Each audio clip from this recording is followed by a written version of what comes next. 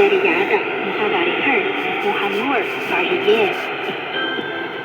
சீன வானொலியில் இதயத்தோடு இணைந்த இணைய நேயர்கள் முகநூலில் நேயர் முகாம் நிகழ்ச்சி.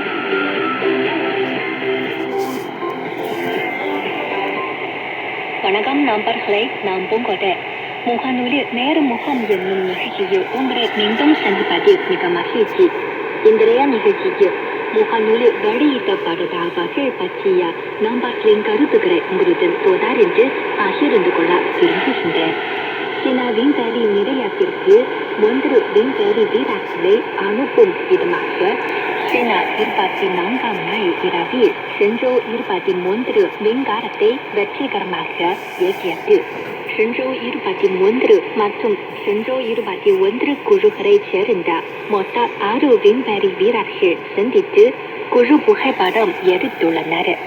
இது சீனா விண்வெளி நிலையத்தில் 8வது சந்திப்பாகும். இத்தகவல் குறித்து நாஜிமுது பஹலாயூர் தெரிவிக்கையில், விண்வெளி பயணம் பல்வேறு வெற்றியத்தை உருவாக்க நான் மனமாற பாராட்டுகிறேன் என்று பதிவு செய்திருந்தார். ஊது குறுங்கு மலர் ஒன்று போல் 2 சிப்ஸ்கள் எண்ணெயில் பொறித்த போது காட்சிப்படுத்தப்பட்டது. அண்மையில் ஒரு இணைய பயனர் வெளியிட்ட வீடியோ ஒன்று இந்த அருமையான காட்சி குறித்து மதுரை சோசமுகசுந்தரம் தெரிவிக்கையில், ஆஹா, அற்புதமான படைப்பு, நாள்பாட்டுகள் என்று தெரிவித்திருந்தார். கிழக்கு சீனாவின் ஜெஜியாங் மாநிலத்தின் அஞ்சி பகுதியில் வெள்ளை தேயிலை அறுவடை காலம் தொடங்கியது. தேயிலை பயிரிடும் விவசாயிகள் தேயிலை தோட்டங்களில் அறுவடை பணியில் சுறுசுறுப்பாக ஈடுபட்டுள்ளனர்.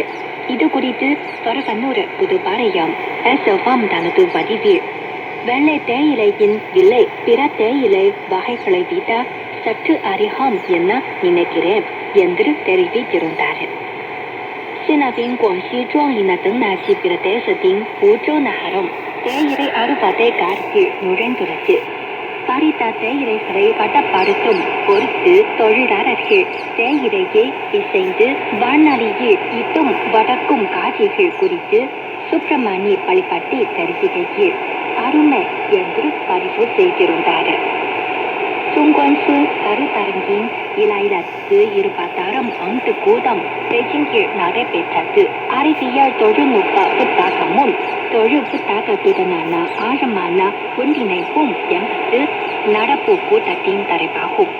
இக்கூட்டத்தின் போக்கில் சாதனைகள் வெளியீடு, தொழில்நுட்ப வர்த்தகம், முன்னேறிய போட்டிகள் முதலிய நடவடிக்கைகள் நடைபெற்று வருகின்றன.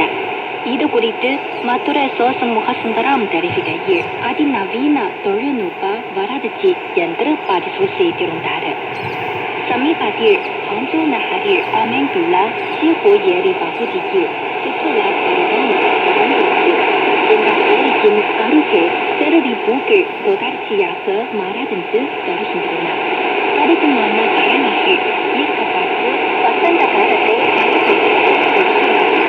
இது குறித்து பரவனூர் புதுப்பாளையம் எஸ்எஃப்எம் தெரிவிக்கையில், மரங்களின் மீது உரைப்பணி 120 போல பூக்களின் தோற்றம் மிகவும் அழகாக உள்ளது என்று பதிவு செய்திருந்தார்.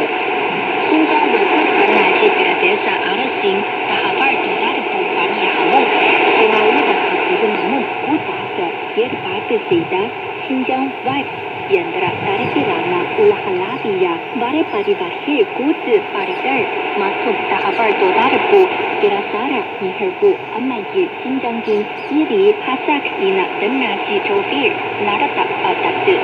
இந்தியா, இலங்கை, பாகிஸ்தான், ரஷ்யா, திபெத் உள்ளிட்ட நாடுகளைச் சேர்ந்த புகழ்பெற்ற வரைபதிவர்கள், சீனா ஊடக குழுமத்தைச் சேர்ந்த வரைபதிவர்கள் உள்ளிட்ட சுமார் 70 விருந்தினர்கள் துவக்க விழாவில் கலந்து கொண்டனர். இது குறித்து நாஜிமுது பஹலாயூர் தெரிவிக்கையில், மிகவும் சிறப்பு வாய்ந்த ஒரு நிகழ்வை உருவாக்கி சீனா வானொலி பணியாளர்களுக்கு என் பாராட்டுகள். இதன் மூலம் இந்த நிகழ்வை அற்புதமாக நான் அறிந்து கொண்டேன் என்று பதிவு செய்திருந்தார். சரி நம்பர்